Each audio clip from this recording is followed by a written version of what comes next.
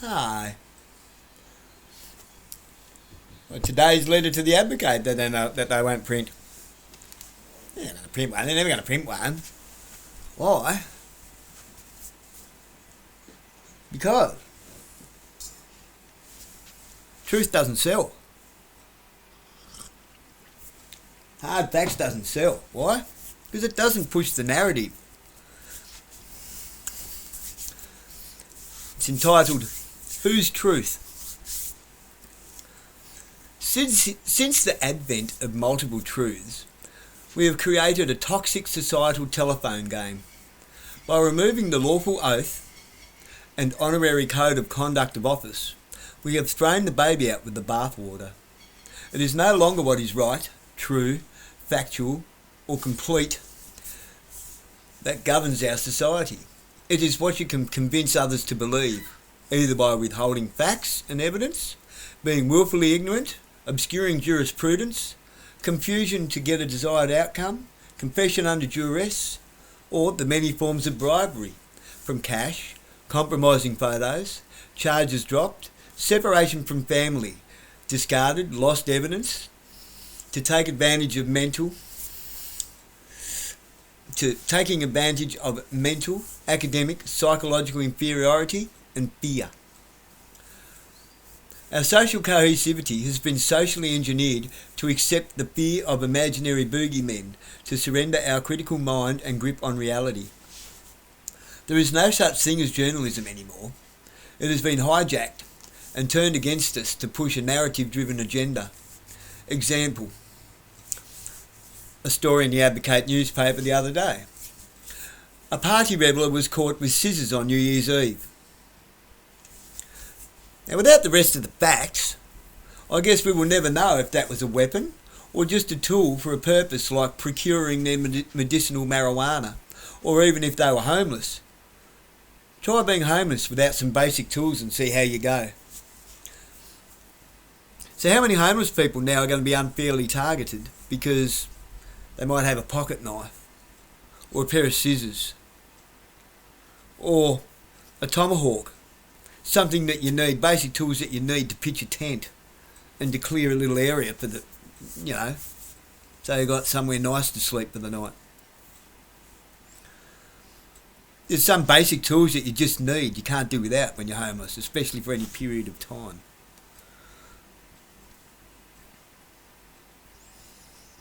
I have some tools that I normally have with me. I normally always have. Now I'm going to be unfairly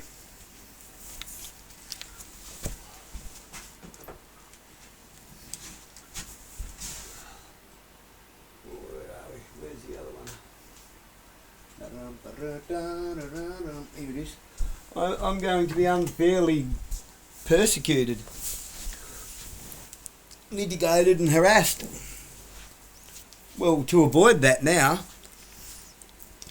my boogeyman is the people that are trying to convince me that there's a boogeyman. My average everyday kit.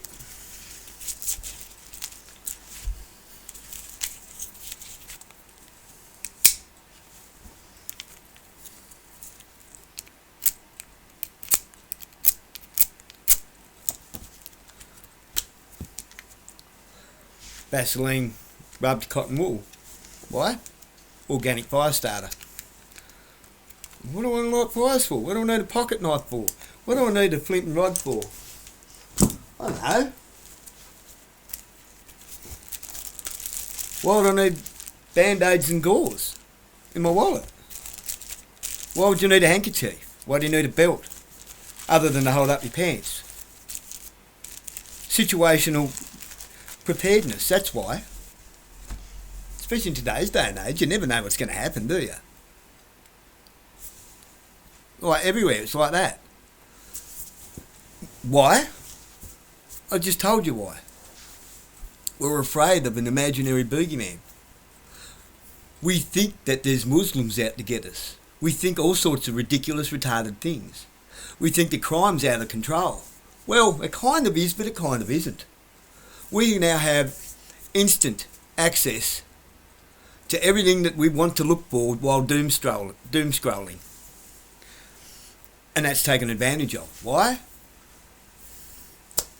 It makes headlines, it sells. We look for it, that's what they give us. Supply and demand. You see, it's similar to drugs, but different. If you cut the supply, the demand goes away. Just like grandiose narcissistic personality disorder. Toxic people. They rely on the supply of the reaction that they get from people to feed their narcissism. If you cut that supply away from them, they go away.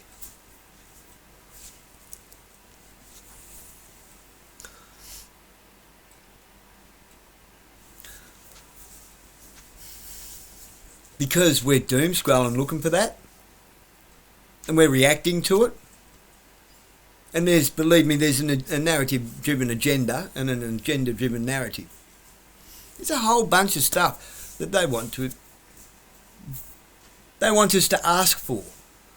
If they say, we're going to put mass surveillance everywhere, everyone's going to go, oh, Big Brother, Big Brother, Big Brother, cameras everywhere. Talk to most people in the CBD now. Talk to anyone. Sorry, Matt, I'm going to have to drop your name. Go and talk to Matthew Foster at the music store. The answer to everything. More police. Police need more powers. We need tougher policing. Violence is the answer. No. Not at all. You see, more violence begets more violence. More reaction begets more pushback, and more pushback begets more reaction. We have become reactive instead of proactive. We have chosen to always be on the defensive instead of on the responsive. To the point we're past defensive, we're offensive. We defend ourselves before offended. We're pre-apologetic. We apologise for upsetting anyone before we've even said anything. Political correctness, you know. We are governed by our emotions instead of our critical thinking, instead of our ability to evaluate the situation for what it is. People are so easily manipulated.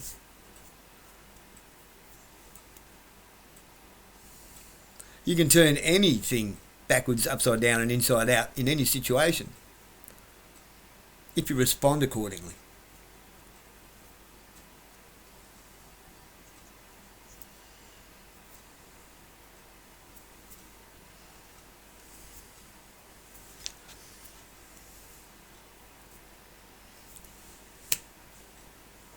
Now, the thing is, people have lost the ability to respond accordingly. They've lost the ability to think critically. They don't have comprehension of written dialect in the 3 different dialects of the English literature, with variants thrown into that. Do you mean the traditional Norse version of that word? Meaning? The derivative meaning? Roman Latin, Greek Latin, Hebrew?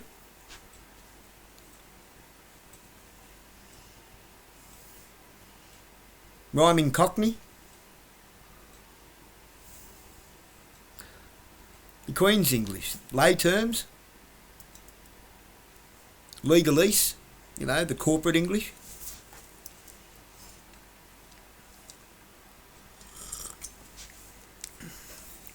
It's constantly having the wool pulled over our eyes with the most simplistic language. You read the paper, they can't even punctuate or spell.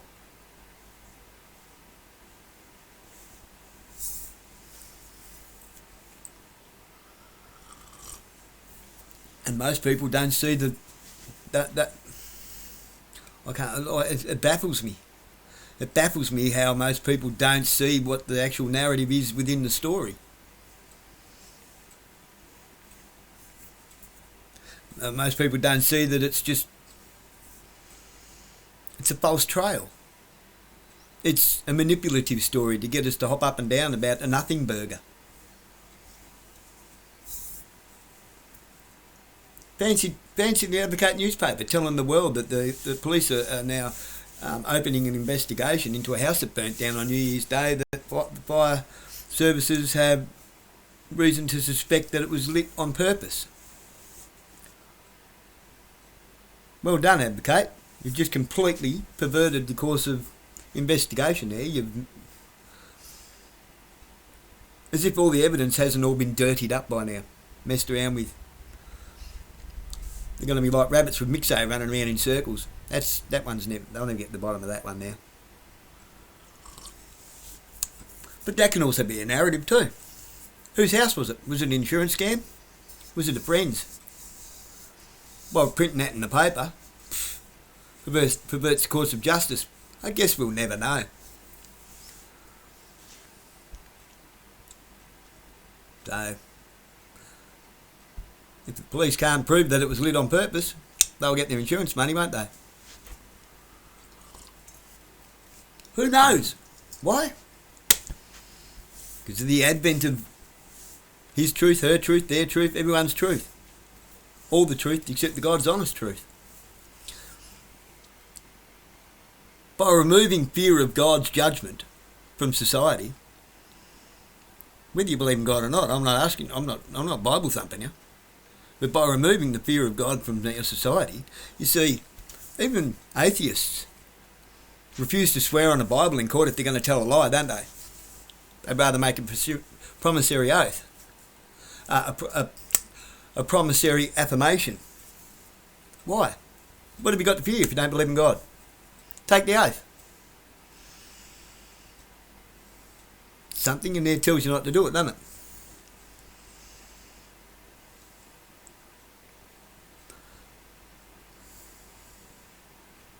That's why the oath is important. The lawful oath of office for the office that you hold, whether that be a member of Parliament, a Governor General, an Attorney General, a lawyer, a sergeant, a constable, a nurse, tradesmen. Us tradesmen. We used to have a code of conduct that we had to swear to. When I'd done my apprenticeship, we did. We had to swear to uphold a code of conduct, which was to do every job. Hang on, let me remember it word for word.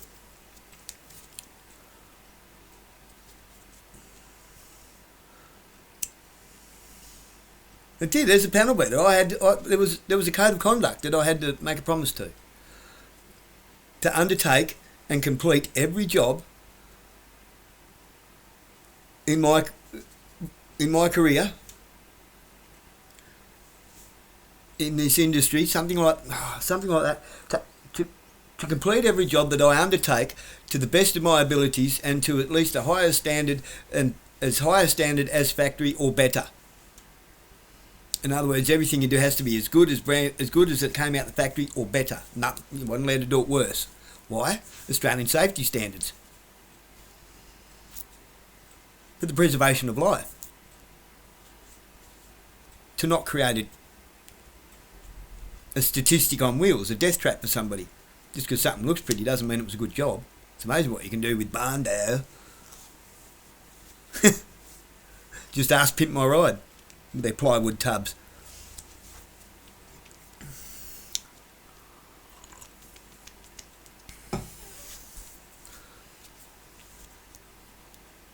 Oaths have to be taken very seriously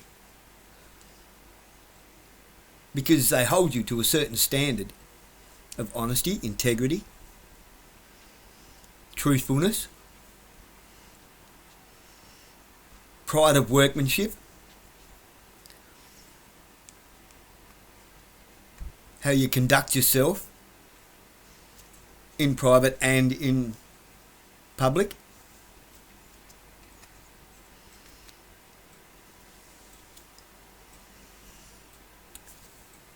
On whether your story is going to ruin somebody's lawful right to earn a living. If it does, then you've committed defamation of character and slander.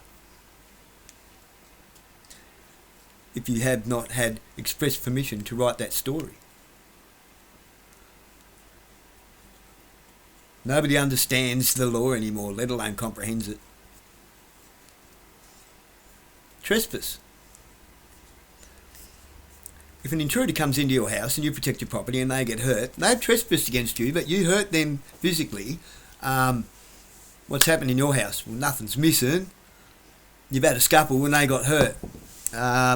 You now get charged for assault. Now you're the trespasser in your own home. Nobody even understands or comprehends what trespass is. Trespassing against somebody's right to mind their own business, to go about their daily life, to travel unhindered, uninterrupted and unmolested. Which means you have no right to stick things in people's mouths or up anywhere or in their arm without their express consent. That's called right to autonomy, a lawful right to autonomy.